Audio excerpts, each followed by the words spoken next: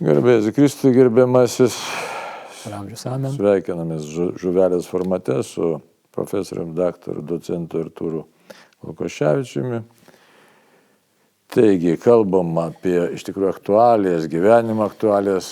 Kažkada čia kalbėjom apie nuodėmę, apie tai, kad tos nuodėmės labai daug, kad šiandienis žmogus nesuvokia nuodėmės blogio ir nėra paprasta tiesiog padėti suprasti tą nuodėmės radikalumą, tokį tragizmą gal reiktų sakyti, ne? Ir ką galėtume pasiūlyti. Tas pasiūlymas labai svarbus dalykas, nes kritikuoti ir verkti ten nėra labai sudėtingas dalykas, bet ką mes galim pasiūlyti pozityvaus ir pasiūlyti bažnyčios erdvėj, kad štai žmogus sakytų, štai buvau, kažkur tai sutikau gyvą Jėzų, sutikau bičiulių, sutikau žmonės, su kuriais galiu keliauti tikėjimo kelionę. Šiaip iš esmės tai kas yra, reiškia, mes kalbam dabar apie psichinę sveikatą ir nesveikatą labai daug mūsų laikais ir galim pasakyti, iš kur tai kyla. O tai visą laiką toks atsakymas yra labai toks, gan paprastas. Santykis yra. Santykis su Dievu sutrikęs, santykis sutrikęs su savimi, santykis su kitais žmonėmis. Ir ką dabar tam sveikimo kelyje reiktų pasiūlyti? Pasiūlyti sveiką santykį su Dievu, sveiką santykį su savimi ir sveiką santykį su kitais žmonėmis. Kas tą galėtų padaryti? Tai kiek žinau, Artūrai ten organizuoti kažkokios tai stovyklas, būtent toje plotmėje ir kalbėti apie santykį. Ne? Tai sveikas santykis kas yra? Tai galinga, teisinga malda, santykis su savimi, tai savivertės atstatymas, kai matai save ir kitus žmonės, visų sielų grožį matai, kad mes visi esam iš tikrųjų Dievo mylimi vaikai ir lygus ir čia nėra ko čia per daug pūstis ar didžiuotis ar per pernelyg save graužti.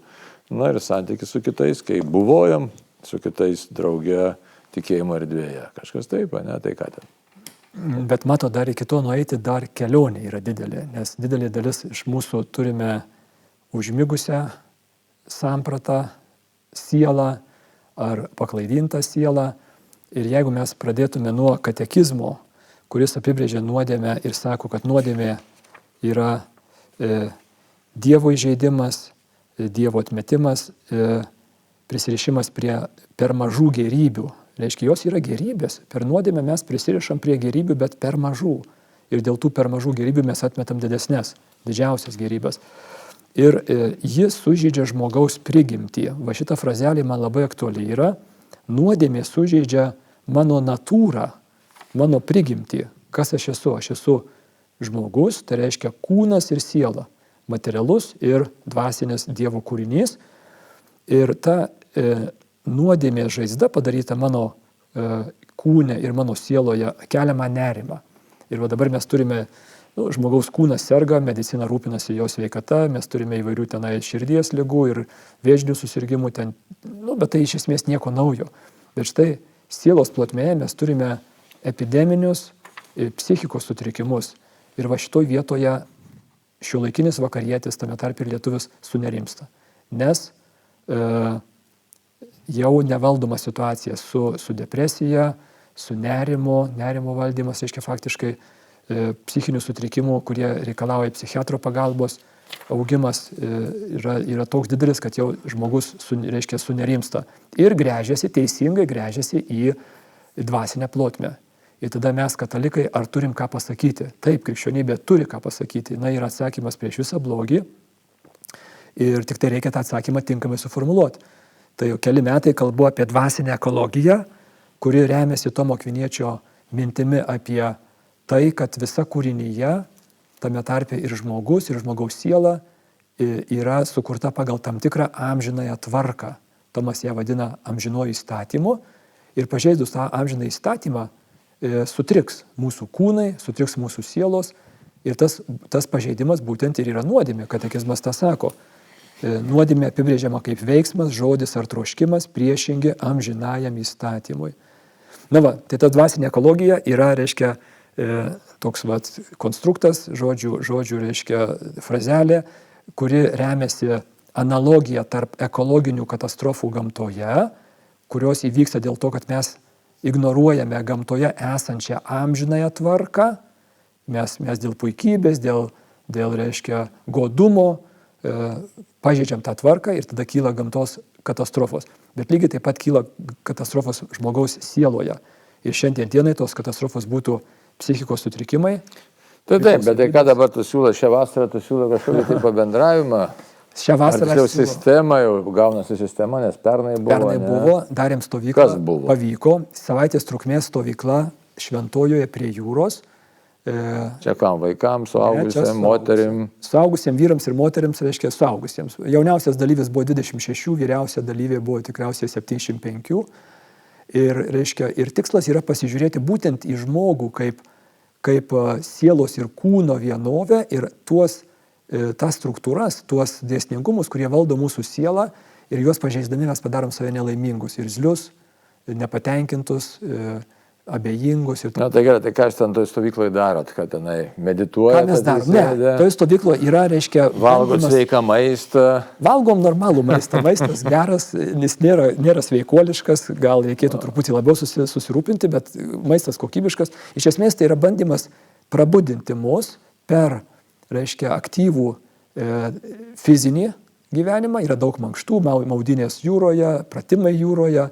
Ir yra paskaitos. Reiškia, per paskaitas mes bandome žiūrėti į tą, reiškia, sritį mūsų, kur mes kasdien patiriame. Tai yra tas negebėjimas džiaugtis gyvenimu. Kodėl jisai yra mūsų, kodėl mes, būdami sveiki ir turėdami iš esmės visas priemonės būti patenkinti, kodėl mes esame nelaimingi. Tai čia tokia kaip ir alternatyva darot kažkokiem, tai ten dabar madogi visokios sveikuolių stovyklos, ten su meditacijom, dar kažko čia yra krikščioniško pobūdžio.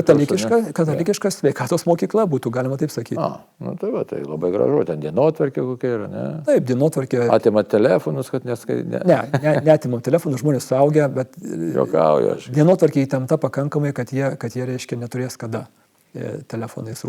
Turim 2 valandas laisvo laiko per vidurį nueiti prie jūros pasipležinti, kas norėtų, o šiaip reiškia yra įtempta dienotvarkė, paskaitos, mankštos, dalinimasis, reiškia toks įtemptas pabuvimas.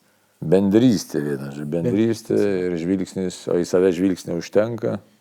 Tai didelė dalis, nes problema mūsų laikmečio yra stoka teisingos savęs meilės. Mes turime begalę klaidingos savęs meilės, savimėlės, kuri pasireiškia per menkavertiškumo jausmą, per perfekcionizmą, darboholizmą ir toliau. Bet teisingos savęs meilės labai didelis stoka yra. Ir galų gale, reiškia, mes turim sugrįžti prie to, kad sveikas žmogus, laimingas žmogus, reiškia, mes turime ugdytis dorybės. Niekur nedingsim. Atsakymas yra seniai žinomas, bet mes manom, kad dabar net tie laikai, reiškia, dabar kitoks pasaulis. Nei laikai, nei pasaulis čia nieko dėti. Žmogus yra tas pats buvo prieš 100 metų ir prieš 1000 metų ir dabar yra tas pats žmogus. Jisai trokšta bendrystės su savimi, su kitu žmogumi ir su Dievu. Ir tai yra susiję labai artimai. Tai va tas atstatymas šitos bendrystės būtų svarbiausias dalykas. Tai ten Šventojoje, ne, ten būrėte. Šventojoje, nameliuose, gražu. Rūmais. Jūra netoli, viskas gerai. Jo, daug jūros, reiškia daug pratimų jūroje. Pernai darėm, buvo truputį daugiau žmonių negu tilpo, tai tada šiemet darome 2 stovyklas, kad sutilptų visi norintys. Tai dabar kur kreiptis, jeigu kas norės dabar paklausęs tą mūsų čia pašnekėjimą? Tai paprasčiausias būdas būtų internete tinklapis su visa informacija ir reiškia, kas domėtųsi būtų www.dvasinėekologija.lt. Ten jau, kaip sakant, būtų pilna informacija. Dvasinė ekologija, vienas žodis, ne? Vienas žodis, dvasinė ekologija, bet taškų be lietuviškų raidžių. .lt. Kaip mums atpažinti tas nuodėmės pasiekmes? Tai ves profesionalai, kas ten mankštą ves, ne? Jo, bus reiškia specialistė, kuri atsakinga už tas mankštas mūsų vedas, turėsim priemonių pakankamai, linksma bus, kaip sakant, su gera nuotaika. Veidai pilni palaimos, ypač sunkiausių pratimų metu turi būti. Tai tikrai turim įrašę keletą liudijimų iš pernai metų stovyklos, galite pažiūrėti, paprasti žmonės pasakoja, kaip jiems kokį. Ir čia ta vieta, kur mes nekalbėsim apie sakramentus, kur galėčiau kalbėti, mano specialybė tai yra. Bet man labai svarbu atvesti žmogų iki sąmoningo norėjimo eiti toliau. Ne tai, kad mes čia kažkaip tai juos pakrikštijam, reiškia, jie paskui dingsta sekančią dieną iš bažnyčios, tai čia nauda nežinia kokia iš to yra. Na va, tai smagu, tai žodžiu, kas dar, savaitę laiko kiek tenai? Savaitę laiko, reiškia pilną savaitę, nuo sekmadienio iki sekmadienio, reiškia, O paskaitas kas? paskaitas aš skaitau, visos paskaitos yra mano, rytai yra mano, o paskui jau popietės ir vakarai yra mankštos, reiškia, kūnas. Ir labai. Bet tas svarbusis dalykas yra, reiškia, mes katalikai esame praradę kūną. Kažkaip labai mažai vakarų krikščionybė yra kalbama apie kūno svarbą, netgi, pavyzdžiui, tokiems dalykams kaip maldai. Reiškia, mes kažkaip taip, jeigu gali atsiklaupti, jeigu ne, tai atsisės, reiškia, tas yra tvarkoj. Bet, reiškia, mūsų kūnai per mažai dalyvauja netgi dvasinėme gyvenime, jau rytų krikščionys turi gerokai daugiau, reiškia, šito. Ir mes taip pat turime tokį nudvasėjusi, spiritualizuotą tokį žvilgsnį, kad kūnai yra iš principo net nesvarbus. Reiškia, mes galim, tai irgi labai neteisingas, jisai reiškia nekrikščioniškas požiūris, nes kūnas yra Dievo kūrinys, žmogus yra ir kūnas, ir siela. Ir mano svajonė būtų kažkaip judėti link tos tokio integralaus, reiškia, praktinio prieimo, kur galėtume paprastam žmogui pasiūlyti, reiškia, kažkokį tai tokį. Tai žodžiu, aš siūlau tokį, subalansuotą laiką, kuris būtų kaip ir atgaiva.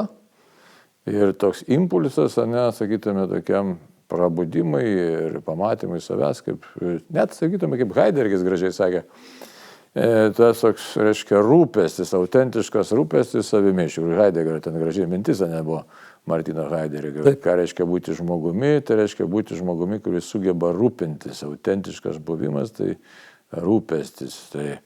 Bet tas rūpestis labai daug dėmenų apima. Rūpestis savo sielą, rūpestis savo kūnu, rūpestis santykių, kaip jau minėjom, santykių su Dievu, rūpestis, reiškia, savo amžinojo gyvenimo, rūpestis kitų šalia esančių žmogumi, kad tas žmogus galėtų dvasiškai augti. Tai manau, kad tai tas duok Dieve, kad tas jūsų tas impulsas būtų tikrai įkvepiantis ir padėtų žmonėms atrasti, tą uždegtų, ateičiai tą tokia Bigfordo šniurelė, žinai, kad sprogimas įvyktų ir galėtume eiti toliau jau turėti bičiulių vis daugiau ir daugiau, kurie skleistų tą tokią subalansuotų, to naujo teisingo gyvenimo, gal ne savo seno naujo gyvenimo kryptį, kai mes ieškom atrandam tikrus savo poreikius, Ir atrandam seniai pamirštus dalykus. Visą tai nieko naujo visiškai. Ir amžinasis įstatymas yra seniai žinomas dalykas, ir kūno reikalingumas, reiškia, visą tai bibliška, bet mes esam pamiršę. Ir dorybių praktika, ypatingai dorybių. Aš tai rekomenduoju jums, tai jūs ten, kad daug šnekėkit, pažiūrėkit, nematomą kovą pradėkit skaityti. Taip. Rimtas dalykas. Taip. Gerai, tai ką tada linkim gražios vasaros, daug tų įspūdžių, šitų kaip tų dalyvių, gero oro ir šventoji dvasia, kad vestų. Tai dar kartą priminam, adresas koks? www.dvasineekologija.lt. Dvasinė ekologija yra vienas žodis. Aha. Tai registruokitės brangiai ir pirminį stovyklą su Artūru Lukoševičiumi ir, kaip sakyt, ir pradedam tokį intensyvesnį dvasinį ir taip pat ir kūno O jei netyčia lavinimo gyvenimą. Būsit į tą pusę atvažiavęs, tai kokią svečio paskaitėlę visada kunigas Ardonas paskaitys. Aš geriau jūrą nueisiu pasimaudyti. Čia viskas vietoj. Tai ką, dėkojom tada ir Dieve palaiminto laiko ir palaiminto vedimo. Ačiū. Tam kartui tiek. Sudie.